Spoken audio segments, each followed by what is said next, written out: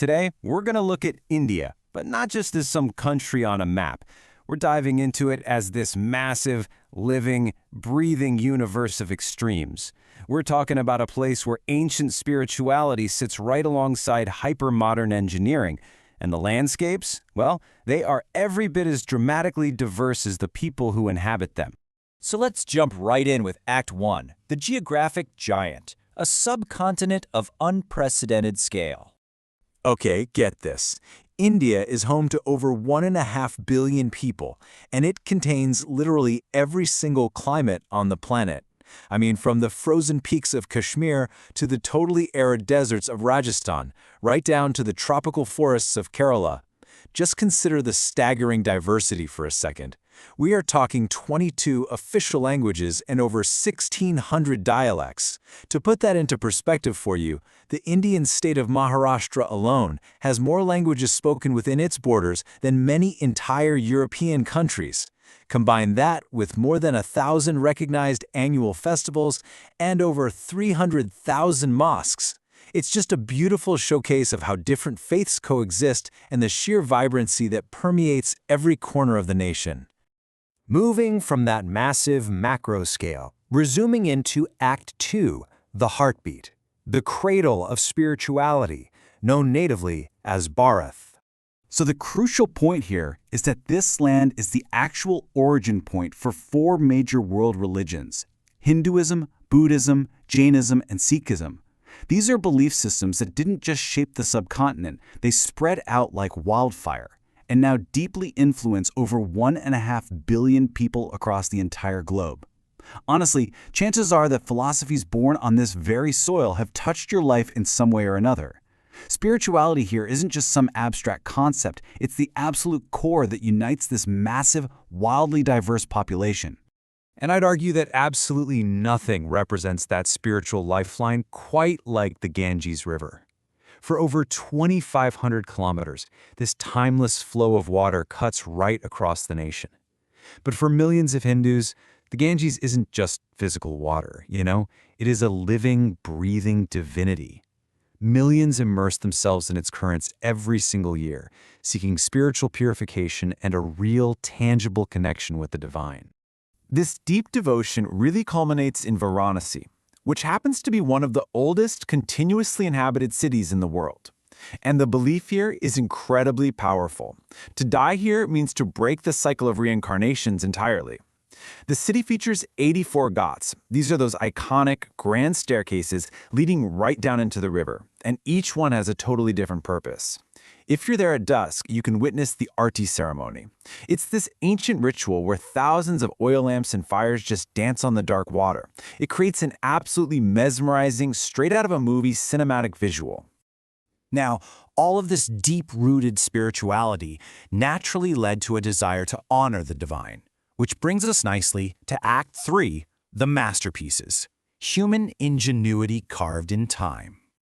Okay, let's dive into this. The Taj Mahal. We all know it's famous, right? But the engineering and the romantic history behind it are what make it a true, undeniable marvel. It was commissioned back in 1632 by the Mughal Emperor Shah Jahan as a mausoleum for his wife. And it took 20,000 craftsmen a staggering 22 years to build it.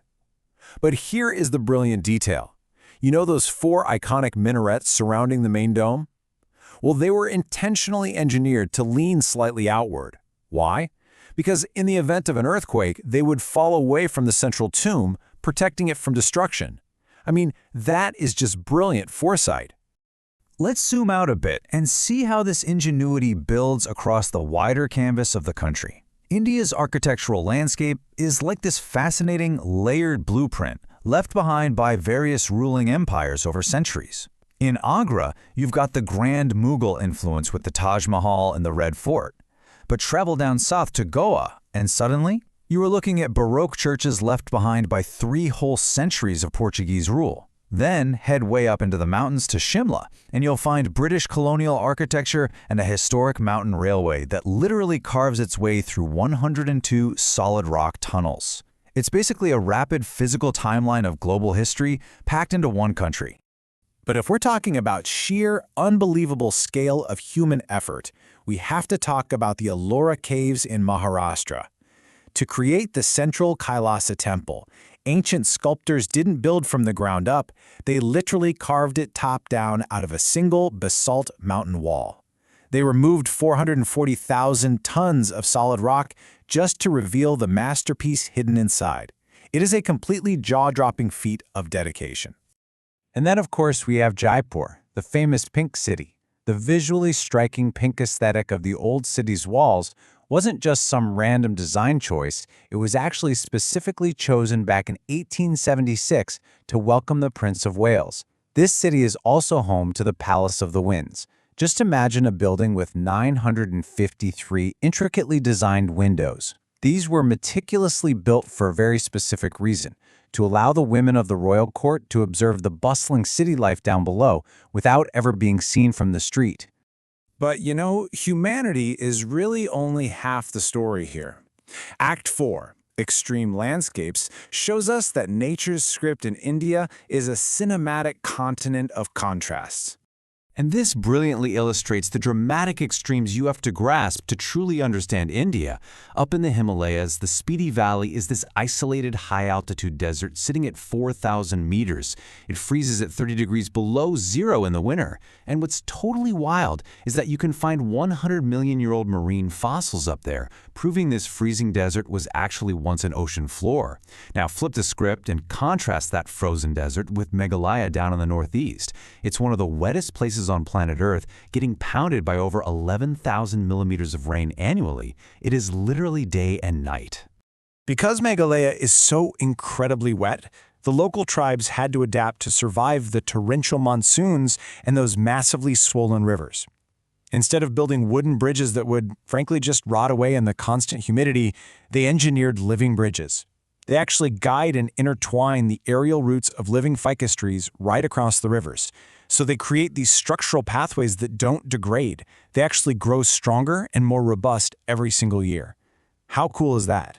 Then, way up north, forming a natural border between India and Tibet, lies Pangong Lake.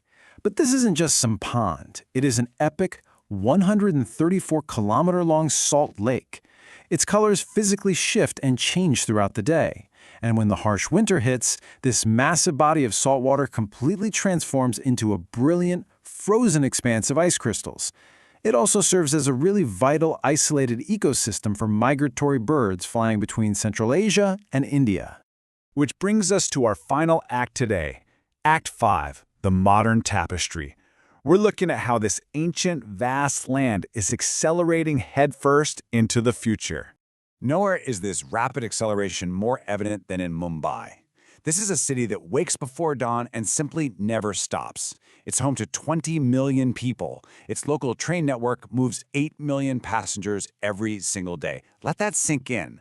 It is an urban extreme where you literally have towering, multi-million-dollar skyscrapers sitting directly alongside the extreme density of the Dharavi slums. The energy here is frenetic, acting as the modern financial engine driving the whole country forward. But, as you might expect, this rapid modern march does exact a heavy environmental toll. Take Majuli, for example, located in the Brahmaputra River. It holds the title of the world's largest inhabited river island. Historically, it covered about 1,200 square kilometers. But today, intense erosion has shrunk it to less than 400. It's a really stark reality of how a changing climate is actively, constantly redrawing the ancient maps of this land. Yet, India meets these challenges with some absolutely staggering modern engineering. Over in Gujarat stands the Statue of Unity. At 182 meters tall, it is officially the tallest statue in the world. It's this massive titan of bronze and steel, meticulously designed to withstand fierce 180-kilometer-per-hour winds and major earthquakes. It stands as a confident, massive statement of modern engineering prowess, honoring Sardar Patel, the very man who unified the nation's princely states. So, all of this leaves us with a pretty fascinating, lingering question. How does a land of such deep, ancient spirituality, mind-boggling scale, and dramatic extremes manage to march so rapidly into the modern future? You see, India isn't just a location on a map. It's an ongoing, highly cinematic epic of human history and geography, playing out right before our very eyes. The closer you look at it, the more of a giant puzzle it becomes, and the more there is to explore. Thank you so much for joining me for this explainer, and I really hope this leaves you curious to learn even more about this incredible subcontinent.